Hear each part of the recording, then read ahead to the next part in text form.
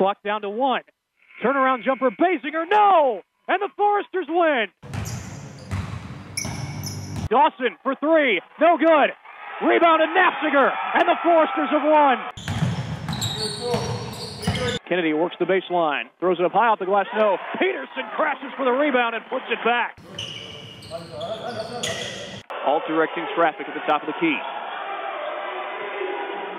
Finds a cutting Kennedy, but he throws it away from him. And here's Troyer going the other way, gets past Alt, lays it up and in. And a quick timeout called by Ty Platt. Well, this is not what the Foresters wanted. They have turned the ball over on back-to-back possessions. The shot clock is down to 10. Teeter inside the perimeter finds Baster. It's down to 5. Down to 4. Merriman's going to try a 3. Got it! Widener into the lane. Off-balance jumper. Can't knock it down, and the rebound by Merriman. He almost had it stripped away from him, but just barely was able to hold on to that basketball.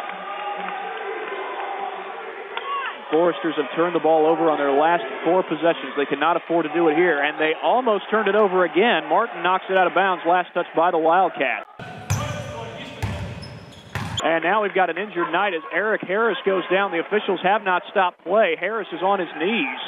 He gets up quickly. Meanwhile, Alt misses the 3, but the ball's knocked out of bounds. They're going to say Marion ball, and Eric Harris is in a lot of pain right now. He looks just like he's gasping for air. And it looks like he's holding his chest as he walks off to the bench. Van Pelt from the corner kicks it out to Howe. And he's going to put up a 3 again and knocks it down again. Baster waiting for a high screen from Kennedy. And now drives in the lane, finds Merriman. Merriman goes up and lays it in. Kennedy with the ball, drives baseline and slows down, finds Merriman wide open, and he lays it in. We're joined now by head coach Ty Platt. And coach, this has got to be a tough loss to swallow. You were in the game, but when it came down to the wire, you just couldn't get the shot you wanted, it looked like. Sue Rumpel joins us now from Beacon Credit Union, a community sponsor. Sue, it's good to have you with us right now. Well, thank you very much. It's great to be here. And could you share with us why Beacon Credit Union decided to sponsor this Pink Out event? Could you share with our listeners something that perhaps the people in the community might not know about Beacon?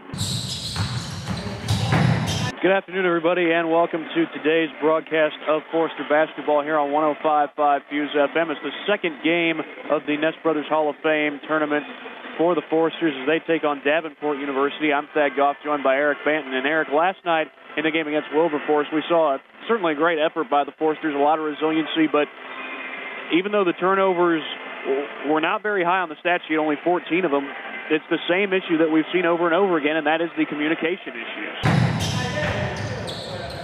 And in the end, it was Sarah Miller who hit the 2 free throws to win the ball game, driving to the lane, drawing the contact, and probably not the shot you would expect her to take, got her to the free throw line. I'm Thad Goff along with Jameel Brenneman, and the Foresters come into this game off a 2-game losing skid, most recently on Saturday at the hands of St. Francis, a place that is so hard to win. Tyler Palmer came to Huntington University in the 2009-2010 school year and began his college baseball career the same year. He has pitched out of both the bullpen and the starting rotation. In his freshman and sophomore seasons, he had started a combined 5 games and also pitched out of the bullpen. This year, he had started 11 games. Head baseball coach Mike Frame has seen both positives and negatives from Palmer. He's somebody that's competitive. I think he's gotten a little bit better each year. Pretty good breaking ball. He struggled a little bit this year to throw strikes consistently, but when he does that, he's pretty effective. But in 2011, Palmer became a 2-sport athlete. He joined the Huntington basketball team as a junior through an open tryout. He was one of 2 people to join the team through the tryout. I told myself I wanted to and never really saw an opportunity, but then they had an open tryout, and Coach Platt said that pretty much anyone could come at the school, so I decided I would give it a shot. Palmer only played 6 games on the team. He saw most of his playing time late in ball games. He is listed as one of the team's point guards. Ryan Baster started at that position for most of the year, and Randall Lowe also has experience at that position. So however much playing time Palmer will get next season remains to be seen. But head basketball coach Ty Platt has seen some positives from Palmer.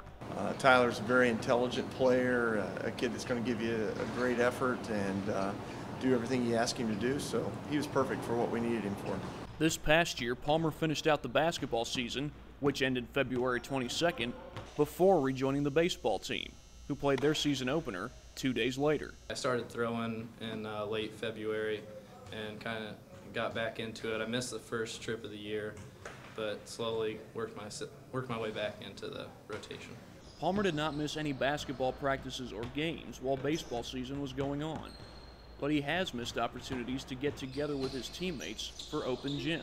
For many student athletes, balancing sports and schoolwork is not easy.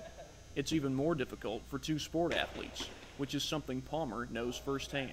When baseball started to get into the flow of things for the season, I was trying to go to basketball practice, and then afterwards I had to go throw a little bit for baseball, so it was really difficult getting both sports in. Palmer is a sport and exercise science major, and like most Huntington University students, he has no plans of playing professional sports. But with his senior year remaining, what the upcoming sports seasons will hold is unpredictable.